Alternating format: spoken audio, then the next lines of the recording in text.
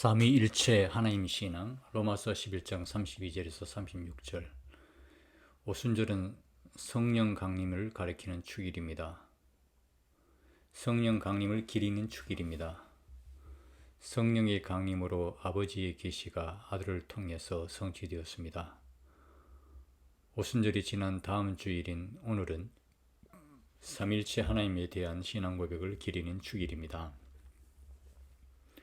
우리 기독교인들은 한 하나님을 믿습니다. 그러나 이 한 하나님은 아버지와 아들과 영이라는 세 위격으로 계신 분이십니다. 왜냐하면 하나님은 아들 없이, 그리고 아들이 아버지와 하나 되게 하는 영 없이는 결코 아버지가 아니기 때문입니다. 이 아버지는 아버지가 아들과 하나 되게 하는 영의 영원성 안에 계십니다. 그리고 교부 아다나시오는 325년 니케아 종교회의에서 다음과 같이 주장했습니다. 아버지는 예수 그리스도에게서 계시된 아들 없이는 존재한 적이 없다.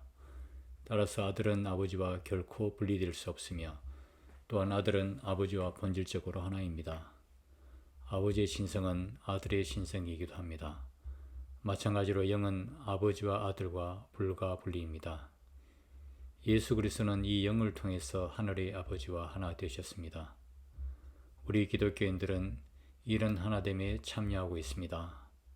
아버지와 아들과 영은 결코 해체될 수 없는 방식으로 한 하나님이십니다. 간혹 어떤 사람들이 생각하듯이 우선 아버지만 하나님이었다가 다음에 아들과 영이 그에 의해서 약이 되었다고 말할 수 없습니다. 즉 아버지가 아들과 영을 창조했다는 식으로 설명할 수는 없습니다. 그렇게 되면 아버지만이 진정한 의미에서 하나님일지 모릅니다. 그러나 아버지는 아들 없이 결코 아버지가 아닙니다. 따라서 하나님이 아버지라고 한다면 이미 아버지이자 아들입니다. 그리고 이미 양자는 영의 일치를 통해서 결합되어 있습니다. 이 세계가 창조될 때 이미 아버지는 혼자가 아니었습니다. 아들은 말씀으로 창조 사건과 함께 했습니다. 하나님은 이 말씀을 통해서 피조물들에게 생명을 부여했습니다.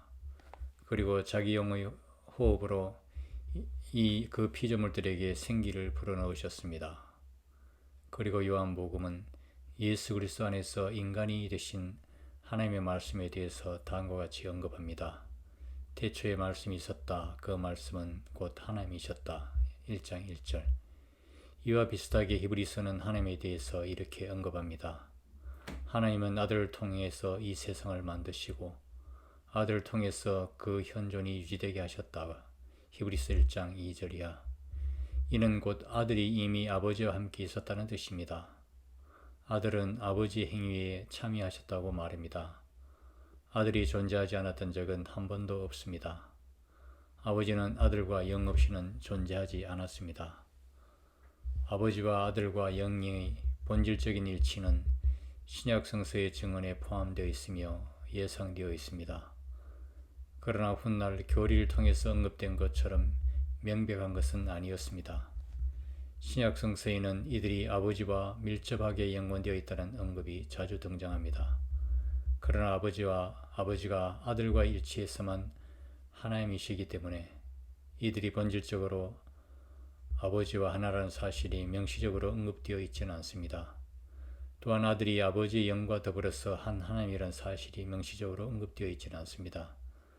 그럼에도 불구하고 이런 주장은 성서적 진술에서 볼 때 실제적 내용을 담보하고 있습니다. 아버지, 아들, 영의 삼위일체는 무엇보다도 오늘날 교회 안에서 세례가 베풀어질 때 사용하고 있는 세례 예식문에 언급되어 있습니다. 이 세례는 부활하신 주님이 제 아들에게 분부하신 것입니다. 이 당위성은 마태복음의 마지막 장에 이렇게 전승되어 있습니다. 그러므로 너희는 가서 이 세상 모든 사람들을 내 제자로 삼아 아버지와 아들과 성령의 이름으로 그들에게 세례를 베풀라. 마태복음 28장 19절. 이 구절에 하나의 이름이 언급되어 있습니다. 아버지, 아들, 성령에게 붙은 공동의 이름입니다. 이런 표현보다 더 정확하게 언급될 수는 없습니다. 셋을 연결하는 하나의 이름, 즉 하나님이란 이름은 여기서 전제되어 있을 뿐입니다. 따라서 교회가 수많은 논의를 거친 다음에 삼위일체 하나님에 대한 신앙 고백을 형성할 수 있기까지 3세기가 흘렀습니다. 아버지, 아들, 그리고 성령은 다 함께 한 하나님입니다. 신약 성서의 여러 본문에서 하나님의 삼위일체는 단지 암시적으로만 언급될 뿐입니다. 요한계시록에 기록된 평화의 인사, 계시록 1장 4절 말고도 오늘 우리가 설교의 본문으로 선택한 바울의 편지도 역시 이런 자료에 속합니다. 사도가 이스라엘 민족과 여러 민족의 역사에서 놀라운 방식으로 그들을 선택하시는 하나님에 대해서 다룬 로마서 9장에서 11장 마지막 부분에 오늘 본문이 들어 있습니다. 하나님이 간혹 자기 백성을 무감각하게 만드심으로써 예수 그리스도를 통해서 일어난 하나님의 구원은 다른 민족들에게 유효하게 되었습니다. 그래서 하나님은 모든 사람을 불순종에 사로잡힌 자가 되게 하셨습니다. 그러나 결국은 그들 모두에게 자비를 베푸셨습니다. 32절. 구원 역사의 은폐된 의미에 대한 이런 요약은 하나님의 놀라운 구원 방식을 크게 찬양하는 것입니다. 이 찬양의 마지막은 이렇습니다. 모든 것은 그분에게서 나오고 그분으로 말미암아 그분을 위하여 있습니다. 영원토록 영광을 그분에게 드립니다. 아멘. 36절. 이 말씀이 바로 우리의 설교 본문입니다. 이 본문은 유대교의 유일신론이라는 의미로 이해될 수 있는 양식으로 구성되어 있습니다. 모든 것은 그분에게서, 그분을 통해서, 그분을 위하여 창조되었습니다. 그럼에도 불구하고 바울의 경우에 이런 양식은 하나님의 구원사적 행위와 연결되어 있습니다. 여기서 말하는 하나님의 행위는 예수 그리스도와 그를 믿는 사람들의 구원을 위한 것입니다. 그래서 그분에게서, 그분을 통해서, 그분을 위해서라는 삼중적 표현 방식이 삼위일체론의 구도에서 해석되었습니다. 이것은 이미 초기 기독교가 이렇게 해석한 것입니다. 사도의 말씀은 아버지, 아들, 영이라는 것을 명시적으로 거론하지는 않았습니다. 그러나 모든 것이 그분으로부터 나온 바로 그분은 아버지시며 세계의 창조자라는 사실은 명백합니다. 그러나 만물이 그분을 통해서 존재할 수 있는 바로 그분은 기독교적 복음이라는 의미에서 볼 때 창조적 하나님의 말씀입니다. 즉 우리에게 하나님 나라의 구원을 가져오기 위해서 예수 그리스도 안에서 인간이 되신 하나님의 아들이며 또한 십자가에 죽기까지 아버지에게 순종하심으로써 우리의 죄를 용서받게 하신 하나님의 아들입니다.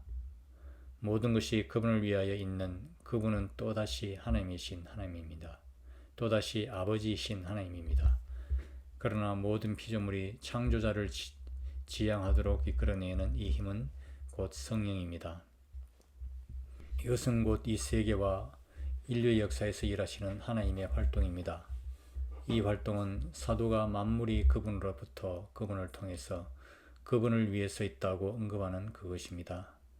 기독교인들의 하나님은 이슬람 교도들이 생각하듯이 이 세상의 편에서만이 아니라 창조물을 고유한 생명으로 끌어들이기 위해서 이 세상에서 활동하시고 이 세상 안에서 현재하십니다.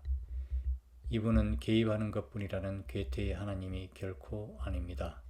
괴테는 이렇게 말한 적이 있습니다. 단지 개입하기만 할 뿐인 하나님은, 즉 모든 것을 자신의 손아귀에서 순환하게 만드는 하나님은 누구인가? 이 하나님은 이 세상을 내면적으로 움직여 나가고 자연을 지키고 자연 안에서 자리를 잡음으로써 그분 안에서 살고 활동하며 존재하는 것들이 자신들의 힘과 영을 결코 상실하지 않도록 하신다. 이런 일에 그에게 어울린다. 괴테는 기독교 교리가 말하는 창조의 하나님은 바로 그런 하나님이라고 생각했습니다. 우주라는 체제가 움직일 수 있도록 최초의 충격을 가하는 방식으로 세계에 개입하신 하나님이라고 말합니다. 그런 다음에 이 우주 체제는 스스로 굴러가게 되어 있습니다. 괴테가 살던 18세기 사람들은 이 세상에 대한 하나님의 태도를 그렇게 생각했습니다. 더욱이 괴테가 살아계신 하나님이라고 경외한 하나님은 만물이 그 안에서 살고 활동하며 존재하는 바로 그 하나님이었습니다. 이런 표현은 사도행전에 보도된 것처럼 바울이 아테네에 머물러 있을 때 설교한 내용과 비슷하게 보입니다. 바울은 그 설교에서 하나님을 이렇게 표현했습니다. 우리는 그분 안에서 살고 활동하며 존재합니다. 사도행전 17장 28절. 게이트의 자연 경외도 역시 스피노자처럼 하나님을 자연 안에서 발견하든지 아니면 이 세계 밖에서 작동하는 첫 동인자로 간주하는 방식 중에서 하나를 선택하는 것이었습니다. 기독교인들이 삼위일체 하나님은 양자를 모두 포괄합니다. 하나님은 이 세상을 뛰어넘는 만물의 근원이기도 하며 또한 이 세상 안에서 현재 활동하는 분으로서 만물이 그를 통해서 또한 그를 향해서 가는 분이기도 합니다. 범신놀이 말하듯이 하나님이 단지 자연일 뿐이라면 우리는 우리의 현존 너머에 있는 것을 공연히 열망하고 있는 것에 불과할지 모릅니다. 반면에 영원한 하나님이 단지 피한적인 분이기만 하다면 그는 우리의 잠정적인 생명을 그의 영원한 생명으로 가득 채워서 변화시킬 수 없을 것입니다. 삼일체 하나님은 우리의 세상에 피한적이지만 동시에 우리를 당신에게 끌어들이기 위해서 우리 생명의 중심에서 현재 활동하십니다. 이런 사건은 우리를 이치로 이끌어내기 위해서 우리의 세상에 오신 예수 그리스도를 통해서 일어납니다. 이 일치는 예수님이 영원으로부터 아버지와 하나를 이루신 것입니다. 예수님이 우리를 위해서 십자가에 달려 돌아가셨기 때문에 우리는 그야말로 고통과 죽음에서 더 이상 하나님으로부터 분리되지 않습니다. 예수 그리스도와의 일치를 통해서 우리는 아들이 될 수 있는 영을 받았는데 이 영은 우리를 아버지에게로 불러주십니다. 사랑하는 아버지인 그 아빠에게 말입니다. 로마서 8장 15절. 바울은 바로 이 점에서 예수님이 가르쳐 주신 주기도문을 생각합니다. 우리가 예수님이 가르치신 주기도를 드리면 우리는 아들이 아버지와 영원히 하나가 되는 사건에 참여하게 됩니다. 바로 삼일체 하나님의 내면적인 생명에 참여하게 됩니다. 따라서 그 어느 누구도 삼일체론이 구체적인 기독교 신앙생활과 아무런 관계가 없는 추상적 개념이라고 말할 수는 없습니다. 우리가 드리는 예수님의 기도, 주기도는 삼일체 하나님에 대한 우리 신앙의 구체적인 성취입니다. 우리는 우리가 무엇을 해야 하는가에 대해서만 마음을 집중시키면 됩니다. 우리가 아들로서 충만한 믿음 안에서 아버지에게 마음을 돌리는 일은 영을 통해서 일어납니다. 이것이 곧 기독교적 신비입니다. 왜냐하면 이런 기도를 통해서 우리는 삼위일체의 내면적 생명으로 끌려 들어가는데 이는 곧 아들이 아버지와 하나가 되는 것입니다. 따라서 우리는 아버지인 그분을 통해서만 창조된 것이 아니라 그를 통해서 즉 우리를 아버지와 화해하게 하시어 영원한 그분의 생명에 참여하게 하기 위해서 우리로 하여금 성령을 통해서 아버지인 그분에게 오게 하시는 이들을 하시는 아들을 통해서 창조되었습니다. 삼일체 하나님은 그분에게 영원한 영광이 있으시기를. 아멘.